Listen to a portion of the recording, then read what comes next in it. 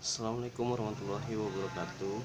Ya, sebelumnya saya akan mempresentasikan tentang perbandingan politik dalam perbandingan budaya politik di Iran dan Afrika Selatan.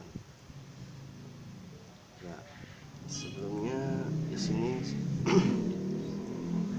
saya mengapa ngambil budaya politik karena kita harus bisa melihat secara luas bagaimana budaya politik di dua negara tersebut. Menurut Almond dan Verba, ada 3 komponen orientasi dalam memahami budaya politik suatu negara, yaitu orientasi kognitif, orientasi afektif, dan orientasi evaluatif. Orientasi kognitif adalah orientasi sistem politik yang didasarkan pada tingkat pengetahuan, pemahaman, dan kepercayaan.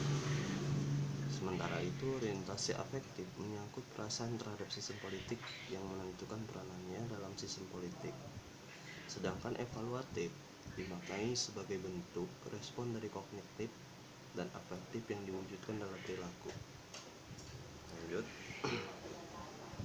berkaitan dengan budaya politik ada 3, yaitu pertama parokial, untuk partisipasi yang sangat rendah yang hanya didasari pada pengetahuan dan pemahaman. Terus yang kedua itu ada subjek, ditandai dengan pengetahuan dan pemahaman yang relatif lebih maju namun masih pasif. Terus yang ketiga itu ada partisipatif, budaya politik yang ditandai dengan kesadaran dan partisipasi politik yang tinggi serta dianggap budaya politik yang paling ideal. Ya, kita langsung saja kita bahas bagaimana Iran. Iran menganut paham teokrasi modern karena mampu menyandingkan berbagai unsur ideologisasi dengan kebutuhan konsep negara modern, namun dikemas dengan segi Islam. Konsep budaya politik lebih menekankan pada berbagai perilaku aktual seperti orientasi, sikap, nilai-nilai, dan kepercayaan yang terkandung dalam ajaran suatu agama, sehingga Iran menjadikan ajaran agama sebagai batu berpijak atas tumbuh berkembangnya budaya politik negara itu. Dan hal ini melahirkan suatu budaya politik yang religius. Seperti contoh nih, di Iran penentuan seseorang untuk menjadi faqih dan ayatullah atau bisa diartikan sebagai dewan keimanan dilihat berdasarkan kemampuan yang bersangkutan tersebut mengenai Al-Quran. Sistem faqih dan ayatullah ini adalah merupakan sistem di mana wilayah kekuasaan dalam pengaturan hukum-hukum Islam berada pada wilayah para orang-orang yang terpilih yang menguasai prinsip-prinsip dan aturan hukum Islam serta seluruh aspek keimanan yang dikepalai oleh seorang imam masa kegaiban. Ya, lanjut kepada Afrika Selatan. Berbeda dengan Iran, Afrika Selatan yang mana lebih condong pada pembebasan yang bersifat rasis terhadap warga dan bangsanya. Karena semenjak bergulirnya politik apartheid ini menjadi kisruh awal bagaimana perlawanan bangsa kulit hitam di Afrika Selatan.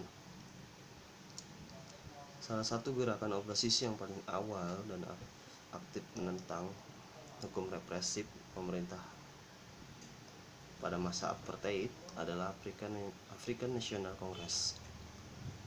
ANC ini dibentuk pada 8 Januari 1912 oleh John Langley Balele. Partai ini mempunyai tujuan utama mengakhiri apartheid dan memberikan hak pilih kepada kulit hitam dan ras campuran Afrika. Istilah apartheid sendiri mulai muncul di Afrika Selatan pada tahun 1930-an. Namun baru diresmikan pada tahun 1948. Era apartheid dimulai secara resmi di Afrika Selatan. Pada waktu itu, pemerintah mengeluarkan kebijakan pemisahan ras yang lebih ketat dan sistematis. Politik apartheid memisahkan kedudukan Afrika Selatan ke dalam golongan kulit putih, kulit hitam, dan kulit berwarna, yakni orang-orang dari ras campuran. Untuk di masa sekarang, pasca berakhirnya politik apartheid di negara Afrika Selatan, warga Afrika Selatan lebih sangat antusias dalam segala bentuk pemilihan karena demi kemajuan bangsanya.